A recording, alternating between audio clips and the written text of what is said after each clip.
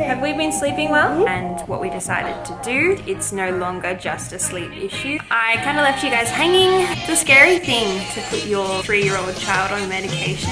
Sleigh bells ringing, diamonds blinging, carols singing, favorite season. Hey guys, welcome to another day of Vlogmas. I believe it's day 8. Jacob's playing with the baubles again. I only just brought them out while I picked up this camera. I wasn't going to bring up the camera today. I wasn't even going to upload a video today. I know I was doing every day of Vlogmas, but you probably already know if you follow me on Instagram, but we haven't been sleeping well. Have we been sleeping well? No. A couple of weeks ago, I came on here to tell you guys that we were struggling, that we were seriously considering medication. We were about to go see a pediatrician, Jacob's pediatrician, and I kind of left it there. I know a lot of people messaged me asking for an update on that. I just wasn't comfortable in that moment to share that information about what happened at the pediatrician and what we decided to do.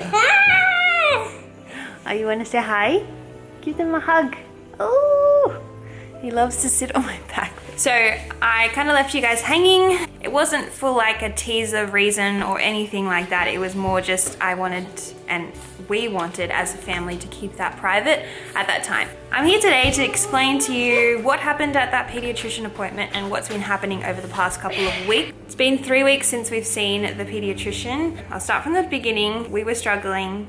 Jacob was waking for hours over the night. It just was having a negative effect on our entire lives. It's nothing that was his fault. It's well known that insomnia in people with autism is very common. I think it's something like 60% or 70% of people with autism suffer from insomnia or sleep issues. So Jacob is one of them, and I know that a lot of you are too, because you've all been asking for suggestions from me, and I do have advice, but I don't have any successful advice. I guess it's all individualized to your child. Whilst there's so many strategies that you could use, none have worked for us so far. So we went to go see the pediatrician. She's lovely. She's such an amazing person. She really, Jacob's stimming behind the camera. She really listened to us. She saw Jacob and he was playing around in the room for a bit, and then he really wanted to go, and that's when he showed his true self. Not that it's a bad thing, he was just getting very, very frustrated and all the things. We explained everything, so from the sleep issues to his feeding issues to him not drinking water, the troubles that we've been having with Jazz, so like Jacob pushing Jazz over constantly. When the pediatrician heard that he was lashing out at Jazz and pushing her over a lot, she became a little bit more concerned. So much, he's eating an ice block behind the camera. I am so sorry. From that point onwards, she said it's no longer just a sleep issue, it's a behavior issue with the whole pushing Jazz over thing. It was happening probably like 40 or 50 times a day that he would do that, and she would cry, and she just almost had this reflex towards him where she would like put her hands up, which she still kind of does. After sharing our story and everything that had been going on, the pediatrician told us, Jacob is like bouncing behind the camera. She told us that she doesn't take it lightly. She doesn't hand out medication to everyone. She doesn't like to hand out medication as like a first or a fifth resort. She only does it as sort of a last resort. And we had explained everything that we had done up to this point. We've done the sleep program. Oh, you're giving me a hug.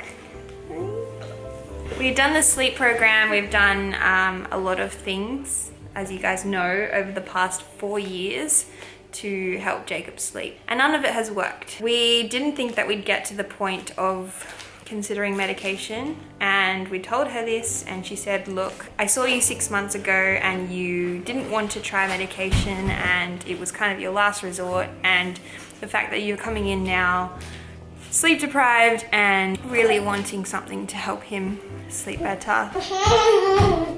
She said that she strongly advised that we would go down the medication route.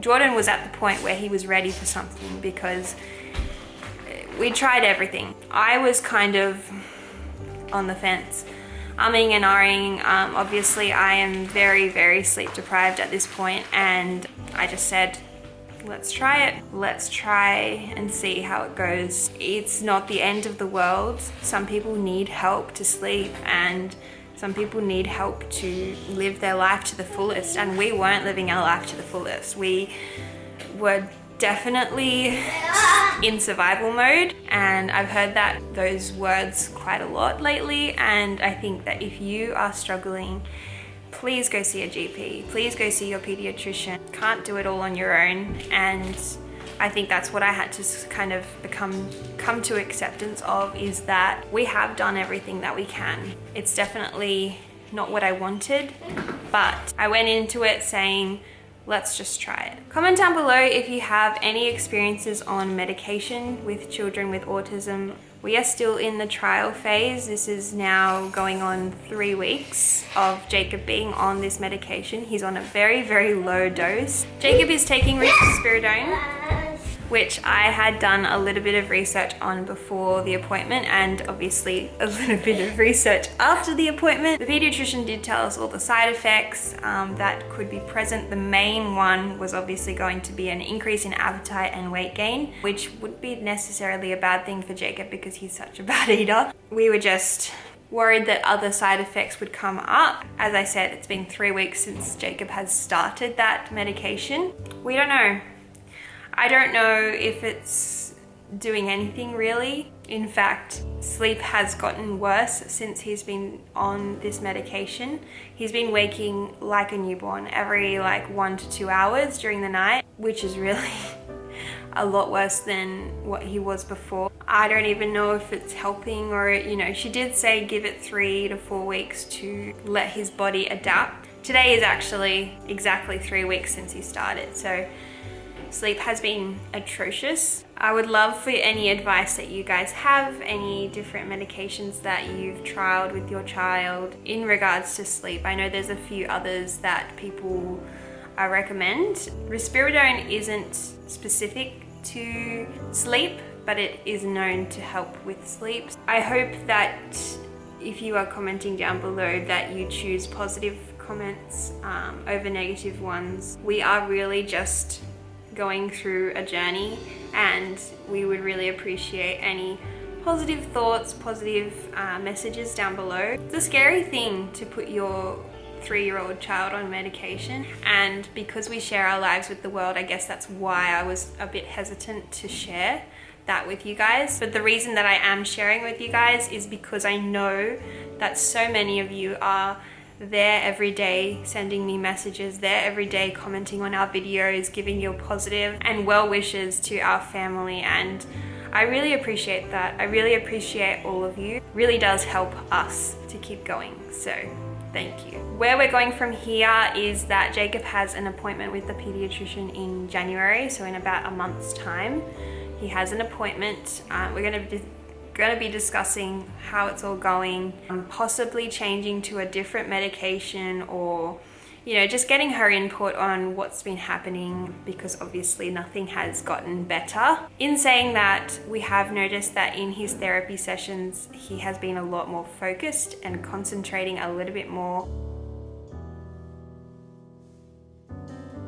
and he's been a little bit more cuddly as well. Alongside that, he does have sort of low and high moments. So those would be the high moments, and the low moments would be he gets quite frustrated quite quickly. And we've seen some very, very big meltdowns happen, ones that we haven't seen in quite a long time. That has kind of worried us, but we are going to wait till the 4-week mark to see how everything plays out. And if we're not happy, then we will contact the pediatrician, because it's just something that we don't want to continue with him if it's not helping him. That's where we're at. I guess I just wanted to sit down and film this video to give you guys that update, and thank you guys for all of your positive messages. If you've gotten this far in the video, comment down below the sun emoji. We need some sunshine in our lives. Thank you guys so much for watching. Be sure to like this video and comment down below. Subscribe down below if you haven't already, because we are doing a video every day until Christmas and we would love for you to join along our journey. See you tomorrow.